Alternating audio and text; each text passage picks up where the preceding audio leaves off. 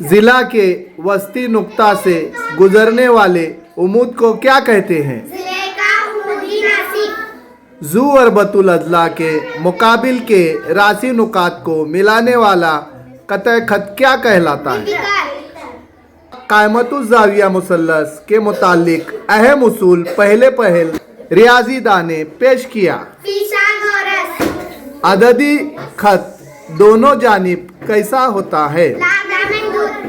अददी खत पर सिफर के किस जानिब वाले एदाद बड़े होते हैं? दो नातिक एदाद के दरमियान कितने नातिक एदाद होते हैं? एक मस्बित और एक मनफी सही अदद का हासिल ज़र्ब कौन सा अदद होगा? मनफी अदद। जो ज़ाविये मुतमासिल होते हैं उनकी पैमाइश कैसी होती है? जिस ज़ुअरबतुल अजला के मुकाबिल के अजला सिर्फ एक जोड़ी मुतवाज़ी हो उसे क्या कहते हैं? मुस्ततिल के रकबा का ज़ाब्ता बताइए।